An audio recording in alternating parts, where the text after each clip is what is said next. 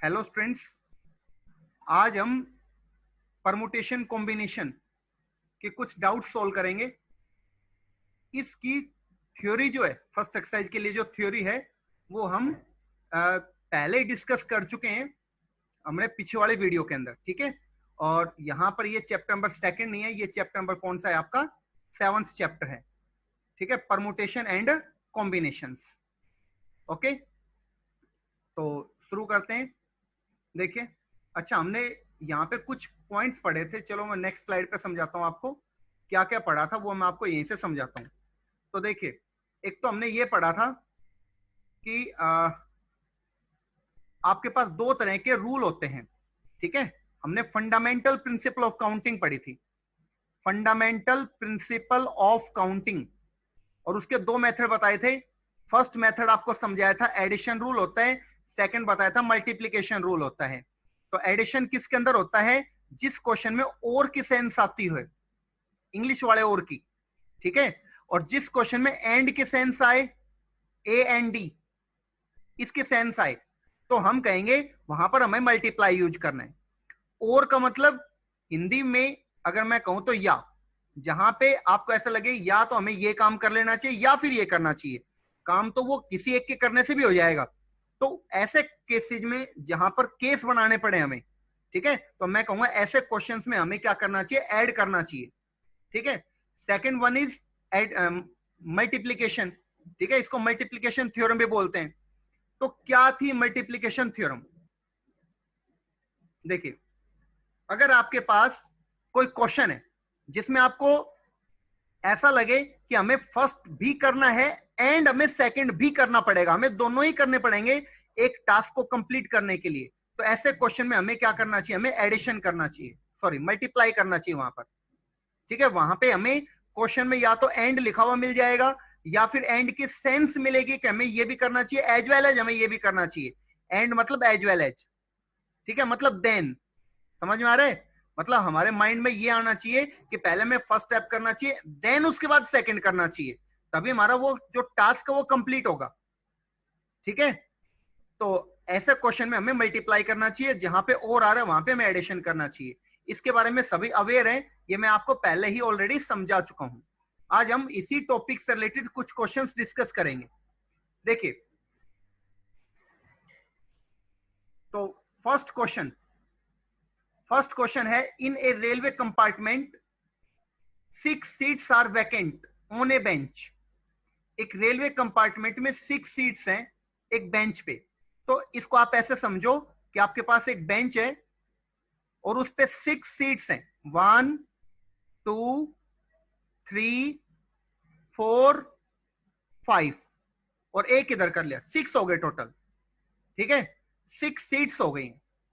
तो 6 आपके पास सीट्स हैं और आपको 3 पैसेंजर्स को उनके ऊपर बैठाना है, ठीक है। 6 सीट्स हैं और 3 पैसेंजर को उसके ऊपर बैठाना है आपको, ठीक है। तो यहां तक आई होप सबको समझ में आ रही है मेरी बात। अब आप इनको कैसे अरेंज कर सकते हैं वो समझिए, कैसे अरेंज कर सकते हैं। देखिए, तो हम क्या कहेंगे कि फर्स्ट पर्सन जो है, जो फर्स्ट पर्सन है उसके लिए कितने ऑप्शन है, ऐसे कहें, या 6 सीट्स के लिए हम ऑप्शन बताएं। इन यहां पर क्वेश्चन किसके बारे में पूछा वो देखिए, इन how many ways can 3 passenger sit on them. दो तरह से स्टूडेंट इस क्वेश्चन को सोल्व करेंगे और एक तरीका गलत है इनमें से। देखिए, एक तरीका तो यह कि किसी स्टूडेंट ने 6 बॉक्सेज बना दिए और दूसरा तरीका यह कि किसी स्टूडेंट ने 3 बॉक्सेज बनाए। तो जो फर्स्ट मेथड है वो गलत है, सिर्फ सेकंड मेथड ही सही होगा। वो क्या है कि हमें 3 पैसेंजर को बैठाना है, तो फर्स्ट पैसेंजर को बैठने के लिए कितने ऑप्शंस अवेलेबल हैं। अगर उसके सामने इस तरह की एक शीट है तो फर्स्ट पैसेंजर के पास कितने ऑप्शन है? ऑफ कोर्स 6, क्योंकि 6 में से कोई भी एक सीट वो ले सकता है। एंड उसके बाद हमें सेकंड पैसेंजर को भी बैठाना है, तो इसलिए हमने मल्टीप्लाई किया एंड की वजह से। अब सेकंड पैसेंजर है, उसको बैठाने के लिए कितने ऑप्शंस होंगे वो आप देखिए। तो 6 सेकंड पैसेंजर के लिए कितने ऑप्शंस हो जाएंगे? 5। और थर्ड पैसेंजर के लिए कितने ऑप्शंस हो गए? 4 हो गए, ठीक है। अब आप इन सबको मल्टीप्लाई करोगे तो 6 5 जा 30 मल्टीप्लाइड बाय 4, और इनको जब हम मल्टीप्लाई करेंगे तो 120 वेज होंगे, मतलब 120 तरीकों से हम उन 3 पैसेंजर को इन सीट्स पे बैठा सकते हैं। कैसे? मान लो एक को हमने यहाँ पे फिल बैठा दिया, एक को यहाँ पे बैठा दिया, एक को लास्ट पे बैठाया, एक तरीका हो गया। दूसरा तरीका क्या हो सकता है कि हमने पैसेंजर जो है उसको कहां पे बैठाया, मान लो यहां पे हमने एक को यहां पे बैठाया, फर्स्ट को यहां पर, और थर्ड को मान लो चलो हमने साथ ही बैठा दिया, ये सेकंड तरीका हो गया। ऐसे करके टोटल 120 तरीके हो सकते हैं जो उनको हम बैठा सकते हैं वहां पे। ठीक है, आई होप यहां तक सबको समझ में आ गया होगा। अब बात करते हैं सेकंड क्वेश्चन की। सेकंड क्वेश्चन में John want to go abroad by ship and return by air. Ship से तो जाता है और रिटर्न किससे होती है? एयर से।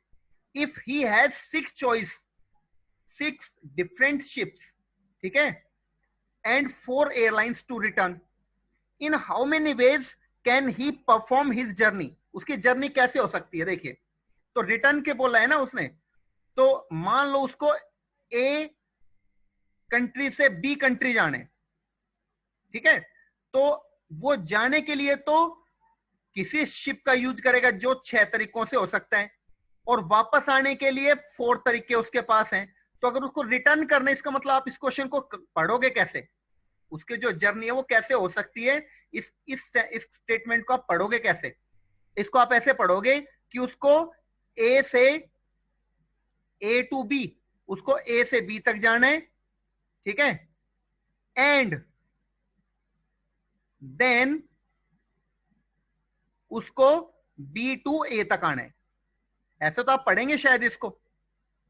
अगर ऐसा पढ़ोगे तो फिर हम यहां से कहेंगे कि एंड देन लिखा हुआ है इसलिए यहां पर मल्टीप्लाई लगाएंगे, और ए से बी तक जाने के लिए टोटल 6 ऑप्शंस हैं, वो किसी भी एक शिप का यूज कर सकता है। सिमिलरली बी टू ए जाने के लिए उसके पास 4 ऑप्शंस हैं, वो किसी भी एयरलाइन का यूज कर सकता है। तो सो देयर आर 24 वेज। ठीक है, यहां तक शायद सबको समझ में आ गई मेरी बात। उसके बाद नेक्स्ट की बात करता हूं मैं।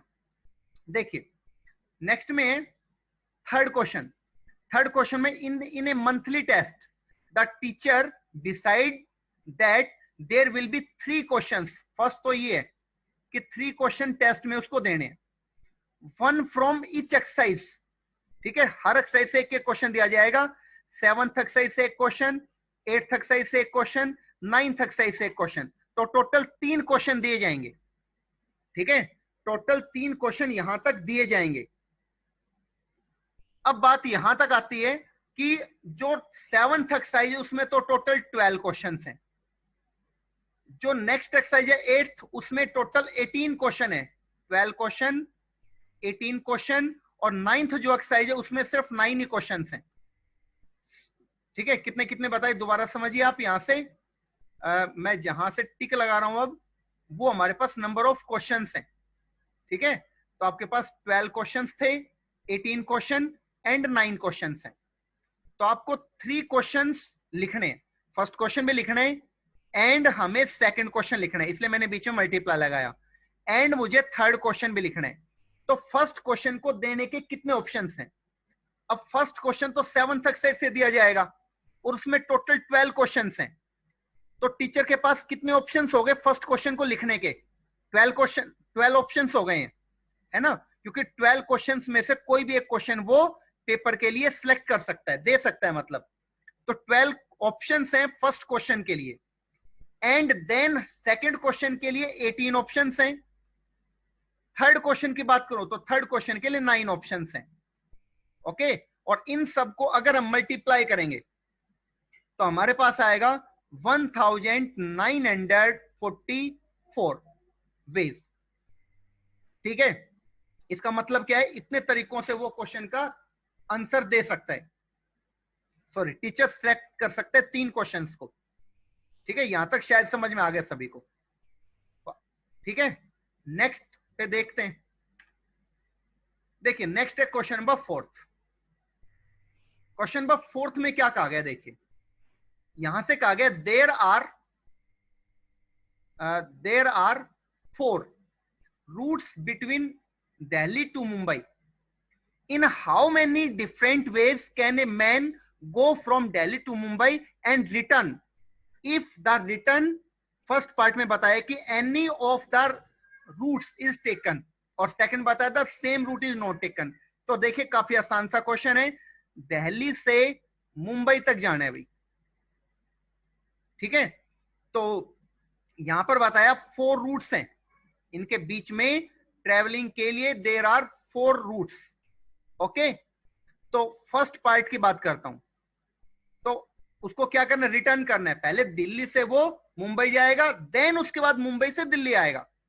तो दिल्ली से मुंबई जाने के लिए उसके पास कितने ऑप्शंस है, ऑफ कोर्स 4. और मुंबई से दिल्ली आने के लिए भी उसके पास 4 ऑप्शन है. लेकिन फर्स्ट पार्ट में उसने कहा है कि वो कोई भी रूट यूज कर सकता है, इसलिए मैं कहूंगा यहां पे 4 ही ऑप्शंस उसके वापस आने के हैं.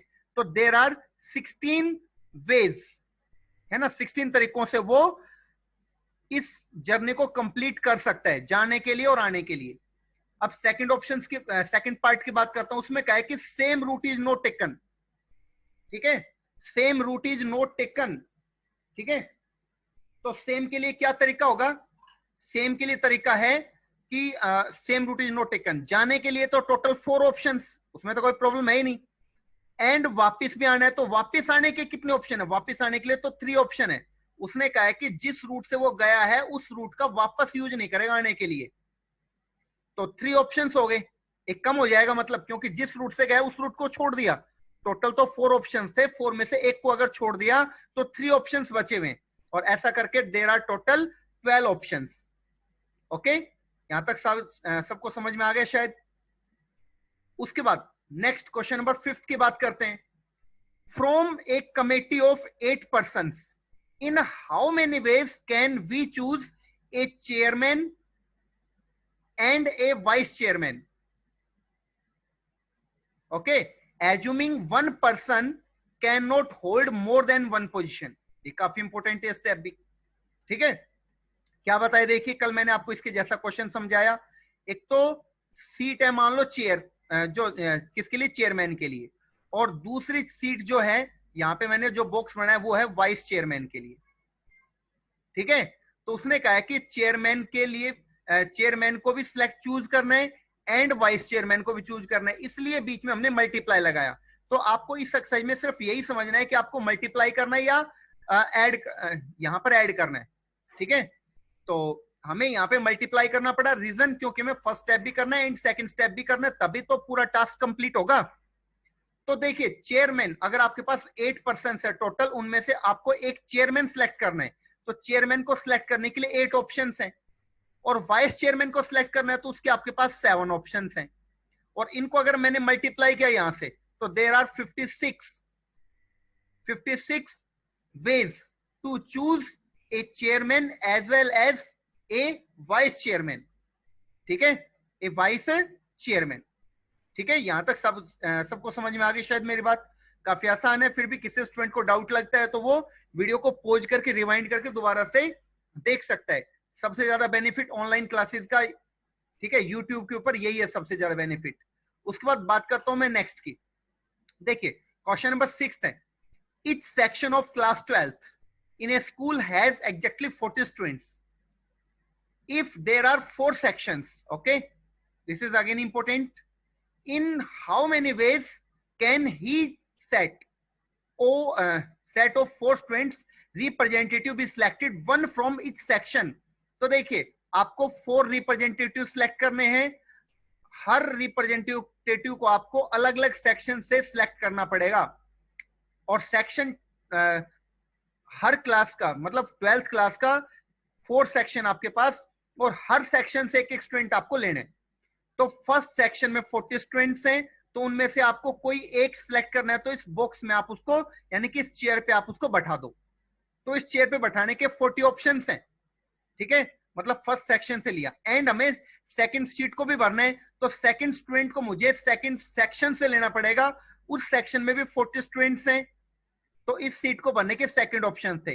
सिमिलरली थर्ड सीट के लिए भी 40 और फोर्थ सीट के लिए भी 40 ऑप्शंस हैं. और इन सबको आप मल्टीप्लाई करोगे तो आपके पास आएगा 256. तो 4 into 4 into 4 के साथ आएगा.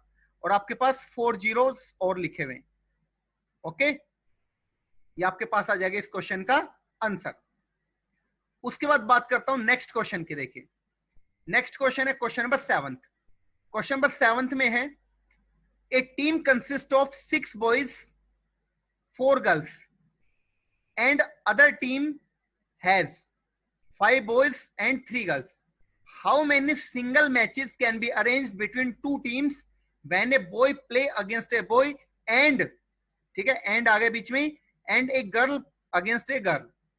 तो अगर मैं फर्स्ट मैच की बात करूं तो फर्स्ट मैच कैसे हो सकता है? बॉय टू बॉय के बीच में।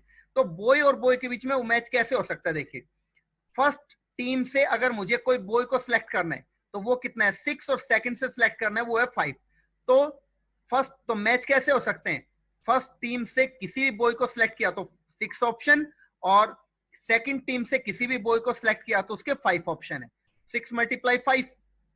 ओके, उसके बाद यहां से तो आपके पास कितने आ गए? 30। उसके बाद अब हमें मैच करना है, जो मैच करना है वो गर्ल्स के बीच में होना चाहिए। तो वो कितना है? 4 × 3। 4 × 3, ठीक है। तो अगर 4 × 3 है तो इसको आप कैसे करेंगे? यहां से इसको लिखेंगे 4 × 3, यानी कि 12 ऑप्शंस हो गए इसके। अब आप मैच सिंगल अगर करवाना चाहो तो या तो बॉय और बॉय के बीच में या फिर गर्ल और गर्ल के बीच में करवा सकते हो। तो उस केस के लिए हमें यहां पर ऐड करना पड़ेगा, क्योंकि चॉइस है, यहां पे चॉइस है।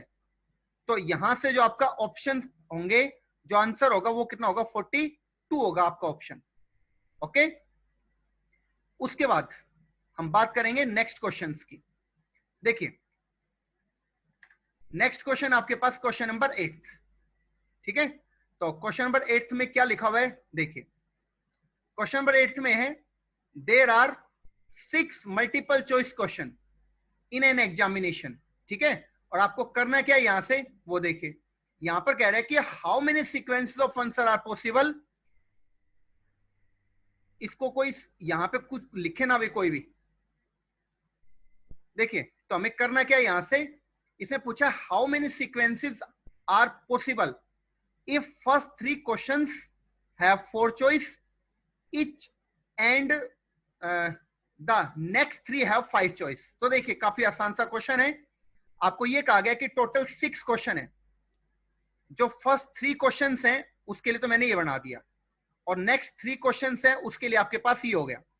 तो फर्स्ट क्वेश्चन को फिल करने के लिए आपके पास कितने ऑप्शन है? उसने कहा है कि फर्स्ट क्वेश्चन के लिए 4 ऑप्शंस हैं, ठीक है। तो इसके लिए 4 ऑप्शन, एंड सेकंड क्वेश्चन के लिए 4 ऑप्शन, थर्ड क्वेश्चन के लिए 4 ऑप्शन, ठीक है, मल्टीप्लाई। अब आपको नेक्स्ट क्वेश्चन करना है फोर्थ, उसके लिए आपके पास कितने ऑप्शन है? 5। उसके बाद फिफ्थ क्वेश्चन के लिए 5 ऑप्शन है, और सिक्स क्वेश्चन के लिए आपके पास 5 ऑप्शन है। और इन सबको अगर मैंने मल्टीप्लाई किया यहां से तो आपके पास आएगा टोटल कितना? 8000। ओके, यहां तक सबको समझ में आ रहा होगा शायद, काफी आसानी से मैं समझा रहा हूं। और अगर स्टूडेंट्स पूरा कंसंट्रेट कर पा रहे हैं तो उनको भी पूरा यहां से समझ में आ रहा होगा। उसके बाद क्वेश्चन नंबर 9 की बात करता हूं। हाउ मेनी वर्ड्स विद और without meaning of 3 distinct letters of English alphabets. अब इंग्लिश अल्फाबेट्स में जो लेटर्स हैं वो कितने? 26 हैं। अब आपको बताया कि 3 लेटर्स यूज करने, और डिस्टिंक्ट, डिस्टिंक्ट का मतलब क्या होता है? यहां पर जो यहां पे लिखा हुआ है डिस्टिंक्ट, इसका मतलब होता है डिफरेंट। तो फर्स्ट बॉक्स को फिल करने के लिए आपके पास 26 ऑप्शन, उसके बाद नेक्स्ट को फिल करने के लिए 25 ऑप्शन हैं, ठीक है। ये 25 लिखा मैंने यहां पर, multiplied by next last box के लिए 24 ऑप्शन हैं, ठीक है। आई होप यहां तक सबको समझ में आ गया होगा। टोटल 26 लेटर्स होते हैं, और आपको कोई 3 लेटर्स का एक वर्ड बनाना है, और वो कितने तरीकों से आप बना सकते हो। तो फर्स्ट लेटर को फिल करने के लिए, स्टार्टिंग में फिल करने के लिए आपके पास 26 ऑप्शंस हैं, सेकंड के लिए 25 और थर्ड के लिए 24 है। और इन सबको अगर आप मल्टीप्लाई कर रहे हो यहां से, ठीक है, तो आपके पास आएगा 156, और आपके पास 2 जीरोज आ जाएंगे पीछे। ओके, यहां तक शायद सबको समझ में आ गया। तो बेसिकली हम यहां पे सीख क्या रहे हैं? हम सिर्फ यहां से यही सीख रहे हैं कि हम कितनी जल्दी किसी नंबर को काउंट कर पाते हैं, ठीक है। तो नेक्स्ट क्वेश्चन है आपके पास 10th। How many 3 letter code word are possible using 10 letters of English alphabets. तो आपके पास टोटल तो 26 अल्फाबेट्स हैं और आपको 3 यूज करने हैं। ठीक है, यहाँ पे लिखा हुआ 3 लेटर्स यूज्ड कोड वर्ड के लिए, और टोटल जो यूज करने आपके पास 26 यूज नहीं करने, 10 में से यूज करने। तो फर्स्ट बॉक्स को फिल करने के लिए कितने आपके पास ऑप्शन, यहाँ पर मैंने गलती से 26 बनाना चाह रहा था मैं यहाँ पे, तो कितना आना चाहिए हमारे पास 10 फर्स्ट लेटर को फर्स्ट बॉक्स को यूज करने के लिए। ठीक है ना, कुछ ऐसा है। इस फर्स्ट को फिल करने के लिए कितने ऑप्शन आएंगे 10, एंड नेक्स्ट को फिल करने के लिए 9, और आई होप नेक्स्ट सबको समझ में आ गया है कि नेक्स्ट मैं यहाँ पे कितना लिखने वाला हूं 8, और इनको मल्टीप्लाई करोगे तो 8 9 जा 72, और 10 से मल्टीप्लाई करोगे तो एक जीरो पीछे आ जाएगी इसके। ठीक है, तो यहां तक आपके पास 10 क्वेश्चन हो चुके हैं। अब एक क्वेश्चन नंबर 11। देखिए क्वेश्चन नंबर 11 में है how many numbers are there between 100 and 1000 in which all digit are distinct. तो अगर आपको एक 3 डिजिटेड नंबर आपको बनाना है, ठीक है, और डिजिट्स हैं वो सारे आपको डिफरेंट डिफरेंट यूज करने हैं, और 100 और 1000 के बीच में लेने, तो आप 100 और 1000 तो ले भी नहीं सकते। रीजन ये है कि एक तो बिटवीन बोला गया है, दूसरा ये है कि डिजिट्स हैं वो डिस्टिंक्ट होने चाहिए। तो यहाँ पे तो आपको समझ में आ रहा है कि जीरो को रिपीट कर दिया गया है। ओके, तो आपको डिजिट जो यूज करने हैं वो उसने बताया नहीं है, तो आपको समझ में आना चाहिए। अगर ऐसा कभी आपको डिजिट ना बताए तो आप समझ जाना 0 से लेकर 9 तक आपको डिजिट यूज करने, और टोटल डिजिट कितने हो गए ऐसे ही काउंट करोगे तो आप 0 से 9 तक 10 डिजिट्स हो गए। ठीक है, तो फर्स्ट बॉक्स को फिल करने के लिए आपके पास कितने ऑप्शंस होंगे। आई होप यहां तक सबको समझ में आ गया कि किसी भी नंबर के स्टार्टिंग में 0 तो आता नहीं है, तो आप 0 को नहीं वहां पे लिख पाएंगे। तो उसको फिल करने के लिए कितने ऑप्शंस होंगे 9 ऑप्शंस होंगे वहां पे। ठीक है, उसके बाद नेक्स्ट जो 10th पोजीशंस है, इस 10th पोजीशन, ये 1st पोजीशन, ये 10th, और ये यहाँ पर 100th पोजीशन है। तो 100th पोजीशन को फिल करने के 9 ऑप्शंस हैं, और 10th पोजीशन को मुझे फिल करना है। तो 10th पोजीशन को फिल करने के यहां से कितने ऑप्शन होंगे 9 ऑप्शंस होंगे। रीजन ये है कि फर्स्ट पोजीशन में आपने जो यूज कर लिया वो 1 से 9 तक को यूज कर लिया, क्योंकि 0 तो आपने यूज किया नहीं, और 1 से 9 तक जो यूज कर लिया वो दोबारा आप यहाँ पे नहीं लिख पाएंगे। ठीक है, 10 की जगह पे तो 9 ऑप्शंस होंगे, और लास्ट को फिल करने के लिए आपके पास कितने ऑप्शंस होंगे 8।